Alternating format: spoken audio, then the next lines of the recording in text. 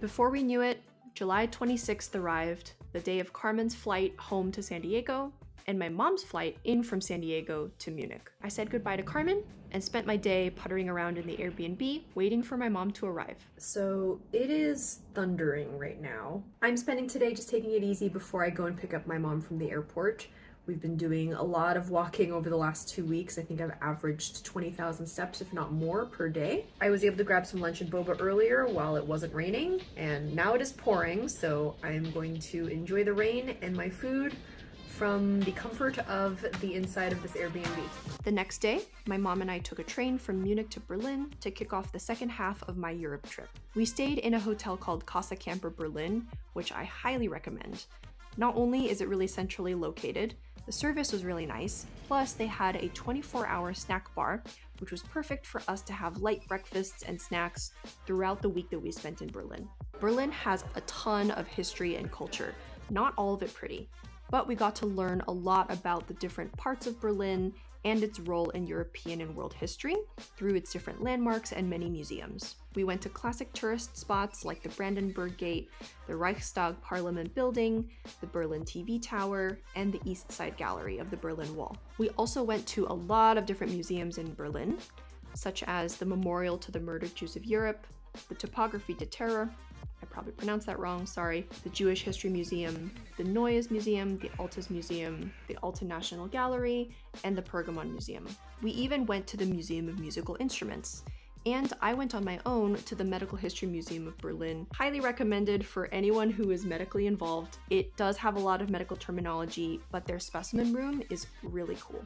At this point, over 2 weeks into my month-long trip, I was a little tired, but that matched up really well with my mom's slower pace of travel. We would often see a site or two of interest in the morning, come back to the hotel and relax for a couple of hours, and then go out again for dinner. Overall, it was much cooler and rainier for the second half of our trip, so I made really good use of my raincoat. We even bought an umbrella in Germany to use during this trip. One of the days that we were in Berlin, we used one of the hop-on, hop-off buses to get a quick several-hour tour around the city to see some of the places that we hadn't been able to get to yet. A lot of the museums, as well as this hop-on, hop-off bus, had audio guides in both English and Chinese, which was really helpful for us to get more context about what we were looking at.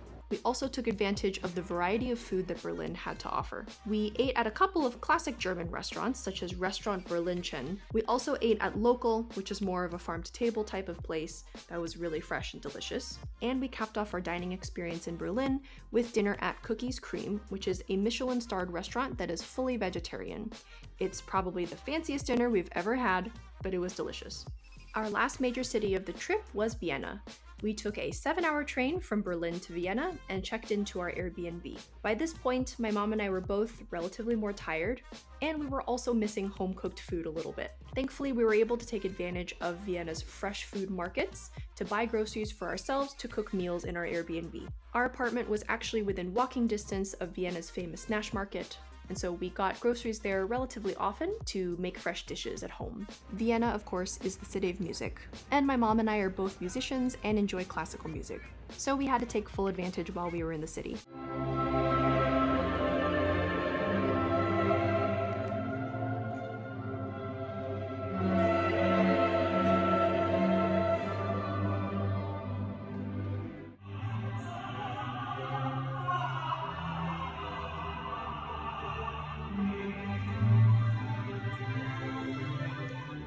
Our first full day in Vienna ended with a concert by the Vienna Mozart Orchestra at the famous Musikverein, or Golden Hall. This is where the Vienna Philharmonic normally performs, but because they're on summer break, we saw the Vienna Mozart Orchestra instead. They performed a variety of pieces from the Baroque and classical eras by Mozart and other composers. It was a little bit gimmicky because they were all dressed in traditional 18th century costumes with wigs and everything, but it was still really fun and enjoyable. We indulged in music history as well by visiting places like Mozart House, which is one of Mozart's former apartments, as well as the Haus der Musik.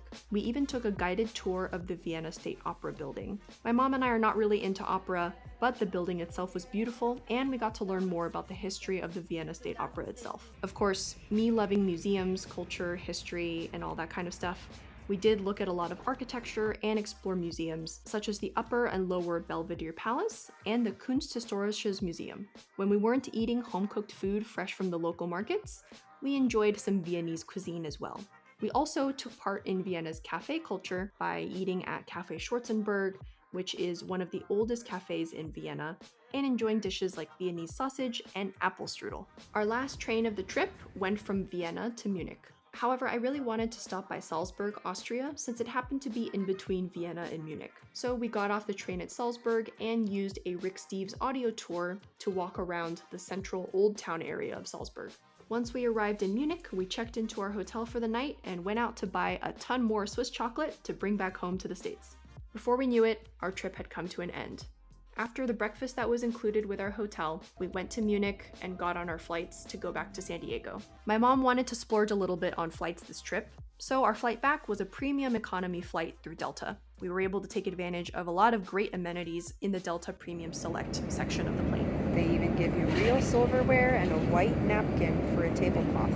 We had a long layover in Detroit that ended up turning into an overnight layover because of some crew and maintenance issues. Thankfully, Delta covered a hotel for us, and we were able to get on a flight to San Diego the next morning. Overall, I'm really grateful for how this trip went. We planned the whole thing ourselves, and despite the rain in the second half of the trip and some transportation hiccups in between, we got out of it all with smiles on our faces, and I got to see most of the things that I wanted to see on this trip. The various European countries have so many different things to offer, and I'm so glad that I got to explore this little corner of Europe with Carmen and my mom.